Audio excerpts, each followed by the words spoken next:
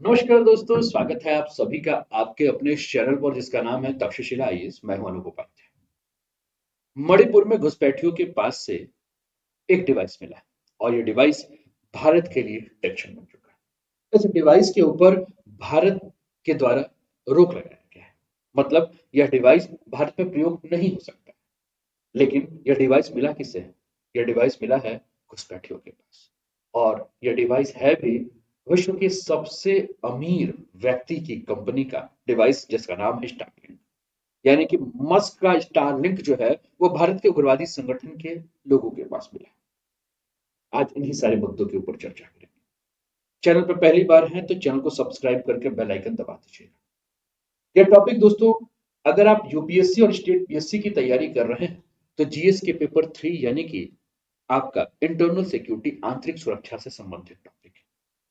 आइए विस्तार पूर्वक इसको जानें और पूरे अंत तक इस वीडियो को जरूर देखिएगा। अपने विचार को आप कमेंट में जरूर साझा कीजिएगा। दोस्तों, इंडियन आर्मी का, आसाम राइफल्स का, इन दोनों का एक कंबाइंड सर्च ऑपरेशन चल रहा था मणिपुर पुलिस के साथ।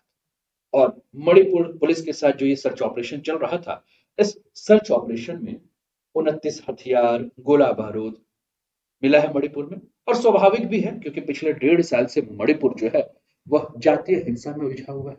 कुकी और मैतेइस की लड़ाई आप देख ही रहे हैं और इस पर हम पिछले 1.5 साल से कई सारे वीडियोस आपके साथ चर्चा कर चुके हैं इसी चैनल पर। लेकिन जिस आइटम ने सबको हैरान कर दिया है, जिस डिवाइस ने सबको हैरान कर दिया है, वो डिवाइस है स्टारलिंक डिवाइस। स्टारलिंक जो डिवाइस है वह एलॉन मस्क की सैटेलाइट इंटरनेट कंपनी की है। और यह डिवाइस जो है वो सीधे इंटरनेट को जो है सैटेलाइट के माध्यम से जोड़ता है और भारत में यह लीगल नहीं है। आज हम ये भी चर्चा करेंगे कि यह डिवाइस कैसे काम करता है, भारत में यह अवैध क्यों है, और फिर घुसपैठी जो है इसके इस्तेमाल कैसे कर ले रहे हैं। यानी कि टॉपिक बहुत इंपॉर्टेंट है जिसके ऊपर हमें चर्चा करनी है। आप न्यूज़पेपर की कटिंग देख रहे होंगे, Starlink device seized by security agency during raid in Manipur. Report ये आई है, the discovery of Starlink device in Strifton, Manipur is a matter of concern as it provided satellite-based high-speed internet circumventing Indian networks। ठीक, ये आप देख रहे हैं Indian army के द्वारा जो ये पोस्ट किया गया है।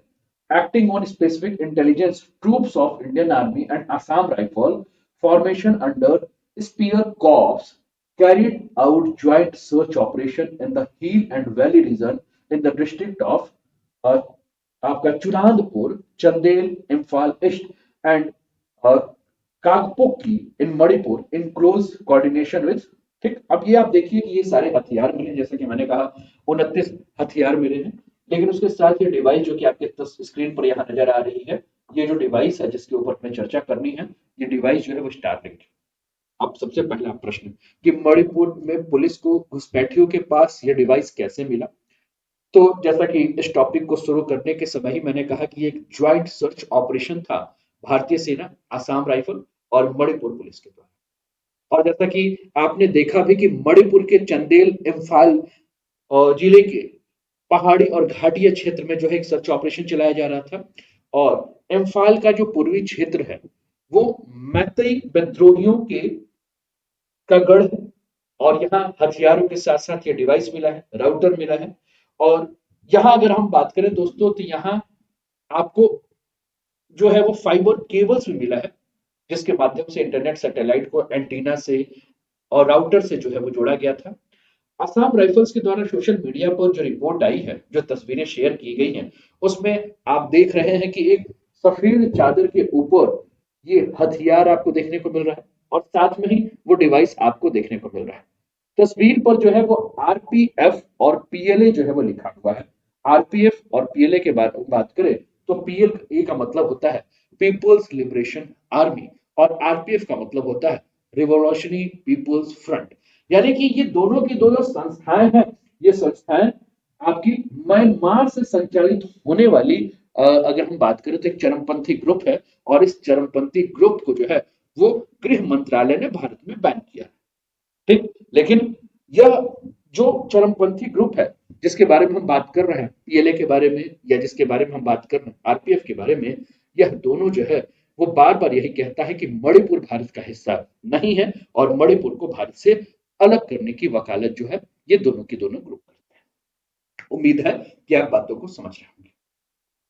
अब फिर प्रश्न है कि सर एक डिवाइस ही तो है, राउटर ही तो है, इंटरनेट ही तो है, तो फिर इतना हो हल्ला क्यों मचा हुआ है, या इस डिवाइस में ऐसी क्या खासियत है जो कि ये नॉर्मल राउटर से या नॉर्मल इंटरनेट सर्विस प्रोवाइडर से अलग है। तो दोस्तों इस डिवाइस के बारे में हम बात करेंगे, थोड़ा सा और आगे बढ़ते हैं, और आगे बढ़ते हुए डेटा देखते हैं। ये देखिए आपके स्क्रीन पर ये डिवाइस दिख रहा है जो नॉर्मल राउटर्स की तरह ही आपको दिख रहा होगा। ऐसे राउटर्स हो सकता है कि आप अपने आसपास देखें, स्टारलिंक का जो लोगो आपको दिख रहा है, ठीक। अब इस डिवाइस के बारे में अगर हम बात करें दोस्तों, तो ये डिवाइस जो है वो लो अर्थ ऑर्बिट में जो है, ये सैटेलाइट के माध्यम से, जो लो अर्थ ऑर्बिट में जो सैटेलाइट्स है वहां से ये इंटरनेट अपने आप को प्राप्त, यानी कि एलन मस्क की कंपनी जो स्पेस एक्स है, इसने 2019 में स्टारलिंक सैटेलाइट प्रोजेक्ट जो है वो लॉन्च किया था। और इसके लिए उन्होंने लो अर्थ ऑर्बिट, यानी कि जो सबसे नीचे का जो आपका ऑर्बिट है ना, इसमें सैटेलाइट लॉन्च किया था। और इसके माध्यम से इनका उद्देश्य ये था कि जो भी दूर दराज के इलाके हैं उन इलाकों में इंटरनेट की सुविधा जो है वो मुहैया कराया जाए। आसान भाषा में हम समझे तो, चाहे वो गांव का क्षेत्र हो, चाहे पहाड़ी का क्षेत्र हो, या दुरूह ऐसा क्षेत्र हो जहां इंटरनेट की सुविधा प्रदान करना मुश्किल हो, उन क्षेत्रों में भी जो है इसके माध्यम से इंटरनेट की सुविधा जो है वो बहुत ही आसानी से प्रदान किया जा सके। ठीक, आइए आगे बढ़ते हैं, इसको समझते हैं दोस्तों। तो नॉर्मल इंटरनेट सर्विस के मुकाबले इसकी स्पीड जो है वो ज्यादा होती है, और इसके लिए मोबाइल इंटरनेट या ब्रॉडबैंड सर्विस सेकुलर टावर पर डिपेंड होते हैं, और इसके लिए जगह जगह पर इंफ्रास्ट्रक्चर बनाना पड़ता है, नॉर्मल अगर हम सैटेलाइट की बात कर रहे हैं। ठीक है, इसमें सभी इंटरनेट सर्विसेज के लिए कवरेज एरिया सीमित होता है, यह सभी जगह कवरेज नहीं दे पाता है। नॉर्मल इंटरनेट सर्विस खराब मौसम, लो फ्रिक्वेंसी या वीक कनेक्टिविटी जैसे जगहों पर जो है वो रुक जाता है। लेकिन स्टारलिंक के बारे में अगर हम बात करते हैं दोस्तों, तो ये स्टारलिंक जो है वो सिर्फ किट की जरूरत होती है, जो सीधे सैटेलाइट से भेजी गई रेडियो बीम से जो है वो क्या होता है, कनेक्ट हो जाता है, और इंटरनेट सर्विस प्रोवाइड ये करता है। स्टारलिंक की कनेक्टिविटी हर जगह है। भारत में इसके रेडियो बीम ऑन करने पर हर जगह जो है इसका कवरेज मिल जाएगा। जैसे ही ये रेडियो बीम ऑन किया जाएगा स्टारलिंक का, तो पूरे भारत में जो है वो कवरेज मिल जाएगा, चाहे पहाड़ी क्षेत्र हो, गांव का क्षेत्र हो। नॉर्मल अगर हम बात कर रहे हैं, कोई इंटरनेट अगर हो तो उसकी एक रेंज होगी, उस रेंज के बाहर वो अपनी कनेक्टिविटी नहीं दे पाएगी, लेकिन ये पूरे भारत में कहीं भी दे सकती है। स्टारलिंक डिवाइस पर खराब मौसम या लो फ्रिक्वेंसी का कोई फर्क नहीं पड़ता है ना, मौसम खराब हो जाए, कुछ भी हो जाए, कोई मतलब नहीं है। ठीक, ये सभी जगह इंटरनेट की सुविधा जो है वो बहुत बेहतर दे रहा है। जैसे आप अपने स्क्रीन पर ये तस्वीर देख रहे हैं, इस तस्वीर के माध्यम से आप देखिए कि मान लीजिए नॉर्मल ये सेकुलर टावर है इंटरनेट यूजर्स का, तो इसका एक रेंज है, उस रेंज के बाहर ये सुविधा जो है वो नहीं दे सकता। लेकिन अगर स्टार लिंक के बारे में अगर हम बात करें, तो अगर इसका बीम चालू कर दिया गया तो पूरे क्षेत्र में जो है वो क्या हो रहा है, ये सुविधा प्रदान किया जा रहा है, इंटरनेट की सुविधा जो है वो प्रदान की जा सकती है। ठीक, अब इसके बारे में ये कहा जा रहा है कि स्टारलिंक जो डिवाइस है, ठीक, इसको खरीदा कहां से गया। तो कहा जा रहा है कि एक ऑनलाइन पोर्टल है, जिस ऑनलाइन पोर्टल का नाम है इंडिया मार्ट। ठीक, आप देखिए, आप अपने स्क्रीन पर ये आपको दिख रहा है स्टारलिंक स्पेस एक्स। ठीक, ये इंडिया मार्ट एक ऑनलाइन पोर्टल है, जिस इंडिया मार्ट ऑनलाइन पोर्टल पर जो है ये स्टारलिंक का डिवाइस जो है वो business to business retail platform के रूप में जो ये पूरा का पूरा पोर्टल है, इस पोर्टल पे मिल रहा था। और इस डिवाइस का दाम अगर आप देखेंगे तो आपको यहाँ दिख भी रहा है, 97,000 का दिख रहा है, 23,000 का दिख रहा है, 25,000 का दिख रहा है। मतलब अलग अलग जो भी इसके मॉडल्स हैं, उस मॉडल के हिसाब से आप देख रहे होंगे कि आपको 15-20 हजार से लेकर 1 लाख तक के डिवाइस जो आपको देखने को मिल रहा है। ठीक है, अब आप एक चीज और भी देख रहे होंगे कि कई सारे यहाँ जो बेचने वाले डिस्ट्रीब्यूटर है, डिस्ट्रीब्यूटर्स है, उनकी कंपनियां जो है वो आपको यहाँ देखने को मिल रही हैं, जो कि यहाँ आपको देखने को मिल रहा है। लेकिन सबसे मजे की बात है कि भारत में ये डिवाइस बिक तो रहा है, लेकिन भारत में ये डिवाइस बैन है, यानी कि स्टार लिंक को परमिशन नहीं दिया गया है कि भारत में वो अपने इंटरनेट सुविधा को प्रदान कर सकता है। उसके बाद भी इंडिया मार्ट जैसे ऑनलाइन प्लेटफॉर्म पर जो है यह लिस्टेड था। ठीक, तो फिर एक चीज और भी प्रश्न उठता है कि सर जब लिस्टेड था और परमिशन नहीं है तो कैसे, तो हो सकता है कि ये ओरिजिनल है या नहीं है इसकी भी कोई जानकारी नहीं है। ठीक है, तो कुल मिलाकर अगर हम बात करें तो जब स्पेस एक्स से इसके बारे में जानकारी मिली तो स्पेस एक्स जो है वो कोई भी जानकारी इसके बारे में नहीं दी है, लेकिन बाद में हिंदू की रिपोर्ट आई और हिंदी की रिपोर्ट में कहा गया कि इस डिवाइस को जो है वो इंडिया मार्ट ने अपने लिस्टिंग से जो है वो हटा दिया है ना। तो ये ऐसी सारी बातें जो है वो हुई हैं। ठीक, अब एक अगला प्रश्न ये उठता है कि जब भारत में स्टारलिंक्स लीगल है ही नहीं तो घुसपैठिए इसका इस्तेमाल कैसे कर रहे हैं, ये एक बहुत बड़ी बात है। ठीक, तो आप जानते हैं दोस्तों कि देश में किसी भी कंपनी को सैटेलाइट से इंटरनेट की सुविधा प्रदान करने के लिए global personal communication by satellite licence को जो लेना है वो बहुत ही आवश्यक होता है। जब तक इस लाइसेंस की पूर्ति उसको नहीं की जाएगी या प्राप्ति उसके पास नहीं होगी तब तक जो है वो इंटरनेट सैटेलाइट इंटरनेट की सुविधा जो है वो प्रदान नहीं कर सकता। स्टारलिंक को अभी भी यह लाइसेंस भारत में नहीं मिला है और लाइसेंस में देरी की वजह से भारत सरकार जो है वो एक ही वजह बताती है कि वो लाइसेंस इसलिए नहीं दे रही है क्योंकि भारत सरकार को चिंता जो है वो क्या है, अपने सुरक्षा को लेकर।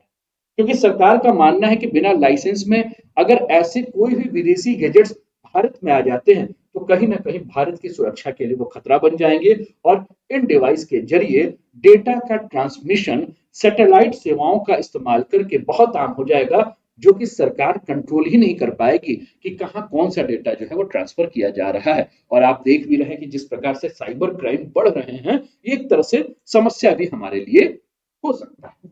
ठीक, आगे बढ़ते हैं और भी बात करते हैं दोस्तों। ठीक, अब एक रिपोर्ट आई थी, जो रिपोर्ट आई थी फर्स्ट पोस्ट पे, और फर्स्ट पोस्ट के उस रिपोर्ट के आधार पर अगर हम बात करें तो एक अधिकारी, सुरक्षा अधिकारी जब मणिपुर के केस के मामले की जांच कर रहे थे तो उन्होंने इस डिवाइस के बारे में बात किया था कि यह डिवाइस जो है वो फर्जी जियो टैगिंग करके जो है वो भारत में लाया गया था और ऐसा माना जा रहा है कि ये गैजेट जो है वो म्यांमार से तस्करी करके भारत में लाया गया है। और भारत और म्यांमार का बॉर्डर आप जानते ही हैं कि भारत और म्यांमार का बॉर्डर खुला है और कुछ किलोमीटर अगर हम छोड़ दे रहे हैं तो कहीं भी कटीले बाढ़ नहीं लगे हुए हैं। तो इसलिए ऐसे गजेट्स को म्यांमार से भारत लाना बहुत मुश्किल काम नहीं है, बहुत आसानी से भारत लाया जा सकता है। और म्यांमार में अगर हम बात करें तो म्यांमार में डिजिटल डोमेन में बदलाव पर नजर रखने के लिए जो म्यांमार इंटरनेट प्रोजेक्ट को जो शुरू किया गया है, ठीक, वहां अगर हम देखें तो वहां से म्यांमार से लगभग 3,000 स्टारलिंक कनेक्शन जो है वो पहले से जुड़े हुए हैं। अब आम जनता अगर इस डिवाइस का प्रयोग करना चाहती है तो वो अलग अलग जगहों से जो है वो इस डिवाइस का प्रयोग कर सकती है। और इसके साथ ही अगर हम बात करें तो सरकार के साथ साथ आम जनता, उग्रवादी संगठन भी जो है इस डिवाइस का बहुत ही आसानी से प्रयोग जो है वो कर रहे हैं। ठीक? है ना। इसके अलावा अगर हम बात करते हैं कुछ चीजों की और लेकर तो will Musk Starlink get in India licence for the satellite internet, ये प्रश्न है और जिस पर हमने कहा कि नहीं, भारत में सुरक्षा के दृष्टिकोण से अभी तक जो है वह स्टारलिंक को किसी भी प्रकार का जो है वह लाइसेंस प्रदान नहीं किया गया। अब इसके बारे में और भी बात करें तो धरती के ऑर्बिट में 6,764 स्टारलिंक सैटेलाइट जो है इस समय मौजूद है। और स्टारलिंक सैटेलाइट जो है वो धरती की सतह से 500 से 1,000 किलोमीटर के बीच मौजूद है, जबकि अन्य सैटेलाइट की धरती से दूरी 36,000 किलोमीटर की होती है। सैटेलाइट का यह समूह धरती के किसी भी हिस्से से बीम इंटरनेट कवरेज जो है वो करता है। इससे सैटेलाइट्स को नेटवर्क यूजर्स को high speed low latency internet coverage कराना जो है वो काफी आसान हो जाता है। इसके अलावा और भी बात करें तो लो लेटेंसी जो है वो क्या होता है, तो लो लेटेंसी का मतलब है उस समय को लो लेटेंसी कहा जाता है जो डेटा को एक पॉइंट से दूसरे पॉइंट में पहुंचाने में लगता है। तो स्टारलिंक में यह टाइम जो है, जो टाइम गैप है, वो टाइम गैप जो है वो बहुत कम हो जाता है। यह सैटेलाइट औसत 4 गुना ज्यादा तेज इंटरनेट का स्पीड दे सकता है। स्टारलिंक सैटेलाइट के इंटरनेट खरीदने के लिए एक किट दी जाती है जिससे आप सैटेलाइट इंटरनेट सर्विस का इस्तेमाल कर सकते हैं। और आपकी स्क्रीन पर ये पूरी किट जो है वो नजर आ रही है। ये आपका वाईफाई राउटर है, ये आपका माउंटेनिंग टाइपॉड है, ये पावर सप्लाई केबल है और ये स्टारलिंक डिश है। ठीक, तो ये पूरा का पूरा ये डिवाइस है जो कि इस डिवाइस के माध्यम से, जिसको कि स्टारलिंक किट कहा जाता है, इसके माध्यम से इंटरनेट का जो है वो प्रयोग किया जाता है। स्टारलिंक किट में स्टारलिंक डिश, एक wifi router, power supply cables, mounting tripod, ये सब होता है। हाई स्पीड इंटरनेट के लिए डिश को खुले आसमान के नीचे कहीं भी जो है वो रखा जा सकता है। आईओएस और एंड्रॉइड पर स्टारलिंक का ऐप मौजूद है, जो सेटअप से लेकर मॉनिटरिंग प्रक्रिया जो है वो पूरी की जा सकती है। आने वाले समय में सैटेलाइट्स की संख्या 12,000 तक ले जाने की योजना जो है वो मस्क की बनी हुई है। ठीक। अब सवाल, अगर भारत में अलाउ नहीं है और भारत में अगर इस प्रकार की घटनाएं हो रही हैं, तो क्या भारत सरकार के पास इससे निपटने का कोई रास्ता है? तो अगर हम बात करें दोस्तों, तो सैटेलाइट डिवाइस का इस्तेमाल जो है, हमने कहा कि ये भारत की सुरक्षा को तोड़ने का जो है एक जरिया है। नई टेक्नोलॉजी के चलते जिस प्रकार से हम अपराध में वृद्धि देख रहे हैं, तो आवश्यकता किस चीज की है? आवश्यकता है इस समय नए कानून की, जिस नए कानून के माध्यम से जो है वो अपराध को रोका जा सके। उग्रवादी संगठन, विद्रोही संगठन, यानी कि जिनके दिमाग में भारत के विरोध में किसी भी प्रकार की गतिविधि को चलाने की मानसिकता है, वह क्या करेंगे? इस सैटेलाइट इंटरनेट का इस्तेमाल भारत में आतंकवाद को, उग्रवाद को या भारत विरोधी गतिविधियों को या अभियानों को बढ़ाने में कर सकते हैं। और नई टेक्नोलॉजी से उन्हें फायदा ये होगा कि दूर दराज के किसी भी क्षेत्र में आसानी से इंटरनेट को पहुंचा सकते हैं और आसानी से अपना कम्युनिकेशन बना सकते हैं, अपना प्रचार भी कर सकते हैं। और सरकार के लिए सबसे गंभीर समस्या ये हो जाएगी कि वह इसे ट्रैक नहीं कर पाए। भारत में जो है वह साइबर अपराध को रोकने के लिए कानून भी बने हुए हैं, जैसे कि आईटी एक्ट, सूचना प्रौद्योगिकी अधिनियम 2000 भी बना है, जिसका उद्देश्य जो है वो है साइबर अपराध को रोकने, जैसे कि अगर हैकिंग का, थेफ्ट का, साइबर स्टॉकिंग एंड बुलिंग का, साइबर टेररिज्म का, डाटा थेफ्ट का, फिशिंग और फ्रॉड का, इस प्रकार का कोई भी अगर अपराध हो रहा है, तो आईटी एक्ट 2000 के तहत इन अपराधों पर रोकथाम के लिए योजना ही बनी है कि इस कानून के तहत हम क्या करेंगे? साइबर वॉर, साइबर आतंकवाद से जुड़े मामलों को देखेंगे। अपराधियों को उम्र कैद की सजा हो सकती है या 3 से 7 साल का सजा होगा, जुर्माना होगा, ये सब कुछ होगा। लेकिन फिर प्रश्न उठता है, जब वो पकड़े जाएंगे तब तो होगा, और स्टारलिंक डिवाइस के माध्यम से तो ट्रैक करना ही मुश्किल। ठीक। अब इसके बारे में और भी अगर हम बात करें, तो ये जिस प्रकार से 2019 से जब से स्टारलिंक जो है, ये जो सैटेलाइट जो है कई देशों में लॉन्च किया गया है, तो हमने देखा कि इस सैटेलाइट का प्रयोग जो है वह युद्ध के क्षेत्रों में हुआ। कई प्रोजेक्ट्स की मदद से कई देशों में मुश्किल इलाकों में इसके माध्यम से पहुंच को आसान बनाया गया है। तो इस सैटेलाइट के फायदे भी हैं कि जहां दूर दराज का क्षेत्र हो, ग्रामीण क्षेत्र हो, वहां हम इंटरनेट की कनेक्टिविटी पहुंचा दें, और नुकसान भी है। जैसे कि फायदों की अगर हम बात करें, तो एक आपके पास एक कटिंग दिख रही है, डॉन न्यूज़पेपर का लिया हुआ कटिंग है। Starlink satellite approved for use in Israel and Gaza. ठीक है। हुआ क्या कि गाजा के अस्पतालों में इलाज मुहैया कराने के लिए जुलाई 2024 में स्टारलिंक ने जो है वो सैटेलाइट इंटरनेट सर्विस शुरू की। और एलन मस्क ने कहा कि स्टारलिंक सैटेलाइट इंटरनेट सेवा से यूएई और इजराइल की मदद से गाजा पट्टी में जो अस्पताल है उसको शुरू किया गया है। और इसमें गाजा के अस्पतालों में वीडियो कॉलिंग के माध्यम से जो है वो बहुत ही आसानी से इलाज हो जाएंगे। तो आपको लगेगा बढ़िया है। दूसरा अगर हम बात करें, तो एक और मैं आपके सामने स्क्रीन शेयर कर रहा हूं, national communication authority republic of South Sudan का, जिसमें unauthorised usage of Starlink in South Sudan की बात हुई। जुलाई 2024 की बात है। साउथ सुडान के राष्ट्रीय संचार प्राधिकरण ने स्टारलिंक को इंटरनेट सर्विस के लिए लाइसेंस दे दिया, जिसके बाद दूर दराज के इलाकों को अगर हम देखें तो वो स्टारलिंक के माध्यम से जुड़ गए। और इससे पहले अगर हम बात करें, तो साउथ सुडान में जो इंटरनेट की कनेक्टिविटी थी वो दुनिया की सबसे कम इंटरनेट कनेक्टिविटी थी। लेकिन अब इसके बाद अगर हम बात करें, तो कुल मिलाकर हम देखें तो कनेक्टिविटी जो है वो बढ़ गई है। लेकिन एक बात और भी हमें देखना है, हमें देखना है यूक्रेन और रूस के युद्ध में यह सैटेलाइट जो है एक हथियार के रूप में काम। फरवरी 2022 में यूक्रेन के डिप्टी पीएम थे फोडरेव, उन्होंने मस्क से स्टारलिंक इंटरनेट सर्विस की मांग की, जिस पर मस्क ने यूक्रेन में इंटरनेट सर्विस जो है वो प्रोवाइड करना शुरू कर दी। डीडब्ल्यू की एक रिपोर्ट आ रही है जो कि आपके स्क्रीन पर दिख रहा है। Could Musk cut off Starlink to Ukraine? तो डीडब्ल्यू की रिपोर्ट के मुताबिक बात करें तो स्टारलिंक सैटेलाइट की मदद से यूक्रेन की सेना रूसी टैंक और ठिकानों पर जो है वो ड्रोन से हमला कर रही है।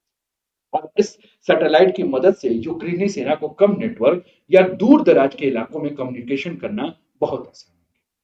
मार्च 2024 में यूक्रेन ने रूस पर भी स्टारलिंक का इस्तेमाल करने का बात कहा और यूक्रेन ने मस्क से रूस रूस के ऊपर या रूस को जो स्टारलिंक की सुविधाएं प्रदान की जा रही थी उसको रोक लगाने की बात की। आगे और बढ़ते हैं। अब मस्क बार बार यही कह रहे हैं कि देखिए, हम भारत में कहीं भी अपने बीम को चालू नहीं किए हैं और मणिपुर में जो स्टारलिंक डिवाइस जब मिल रहे हैं तो इससे एलन मस्क जो है वो नकार रहे हैं।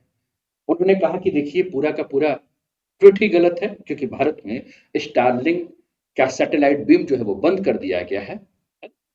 तो हम इनकी बात माने कैसे? अगर बीम बंद कर दिया गया है तो ये डिवाइस आया कैसे?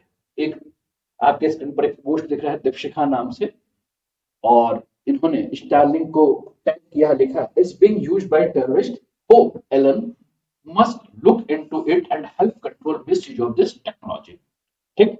एलन मस्क जो है इनका रिप्लाई कर रहे हैं 17 दिसंबर को और लिख रहे हैं this is false, Starlink satellite beams are turned off over India. तो एलन मस्क कह रहे हैं कि नहीं, ये एक झूठी खबर है। लेकिन इसके पहले अगर हम बात करें तो रूस में के ऊपर जब हम यूक्रेन के द्वारा इस इंटरनेट सर्विस का प्रोवाइड हो रहा था तो उस समय भी स्टारलिंक के बीम का प्रयोग करना या सैटेलाइट इंटरनेट के प्रयोग को लेकर जो है वो एलन मस्क ने कहा कि ये झूठी खबर है। स्टारलिंक सैटेलाइट का प्रयोग कहीं भी रशिया के खिलाफ नहीं किया जा रहा है। तो कुल मिलाकर मस्क जो है वो पहले भी इस प्रकार की चीजों को नकार चुके हैं। लेकिन हमें ये भी याद रखना होगा कि जब एक बार मस्क टकराया, ठीक, ये आप देखिए कि एक और news, a number of false news reports claim that SpaceX is selling Starlink terminals to Russia. ठीक। तो ये जो यूक्रेन ने कहा कि आप रशिया को मत भेजिए, तो इन्होंने कहा कि देखिए भैया, फॉल्स न्यूज है। ठीक। To the best of our knowledge no Starlinks have been sold directly और इनडायरेक्टली टू रशिया। जब ये बात हुई कि रशिया को भी इन्होंने सेल किया तो बोला कि नहीं भैया, ये गलत न्यूज है, ऐसा कुछ नहीं। लेकिन एक बात और भी आपको ध्यान रखना है, जब मस्क की टकराहट ब्राजील के साथ हुई थी, ठीक, तो मस्क ने जो है वो ब्राजील को धमकी दी थी। और धमकी क्या दी थी? अगस्त 2024 में ब्राजील को मस्क ने सोशल मीडिया प्लेटफॉर्म एक्स पर फर्जी खबर फैलाने की वजह से बैन कर दिया था। तो मस्क की इंटरनेट सर्विस को एक्सेस देने से मना कर दिया था। तो अक्टूबर 2024 में मस्क ने स्टारलिंक सैटेलाइट के जरिए ब्राजील में हमला करने का ऐलान कर दिया। मस्क ने कहा कि स्टारलिंक सैटेलाइट ब्राजील के उन इलाकों तक पहुंच सकता है जो खुद ब्राजील की सेना जहां नहीं पहुंच सकती है। हालांकि मस्क ने युद्ध की बात को वापस लेते हुए ब्राजील की कोर्ट में जाकर समझौता कर लिया। लेकिन कहीं ना कहीं अगर हम बात करें तो ये चीजें हो रही। और अगर भारत के इर्द गिर्द के हालातों पर अगर हम चर्चा करें तो जिस प्रकार से भारत के इर्द गिर्द के हालात बने हुए हैं, जिस प्रकार से उथल पुथल मचा हुआ है, जिस प्रकार से अमेरिका का सोच नहीं समझ में आ रहा है, तो हो सकता है कि हम डाउट भी कर सकते हैं कि कहीं ऐसा तो नहीं कि इसमें मस्क का जो है वो हाथ हो। लेकिन मस्क कुछ नहीं कह रहे। और दुनिया के सबसे अमीर आदमी, अगर जिसके पास सबसे ज्यादा पावर हो और इतना पावर जिसको कि हम कहें कि ये बेलगाम पावर, तो ये भी हो सकता है कि ये आने वाले भविष्य में काफी खतरनाक भी हो सकता है। क्योंकि अगर इस व्यक्ति के हिसाब से अगर कार्य नहीं होगा तो हो सकता है कि यह व्यक्ति अपनी शक्ति का प्रयोग जो है वो दूसरे राष्ट्र के खिलाफ कर सकता है। इसलिए विश्व के सभी देश को और वहां के सभी देश की सरकार को जो है इस पर सोचने की आवश्यकता है। आपकी क्या राय है? आप भी अपने राय को जो है वो कमेंट के माध्यम से जरूर। वीडियो अगर पसंद आया हो तो लाइक शेयर सब्सक्राइब जरूर कर दीजिएगा। अपना ध्यान रखिएगा, स्वस्थ रहिए, मस्त रहिए, तंदुरुस्त रहिए। जय हिंद।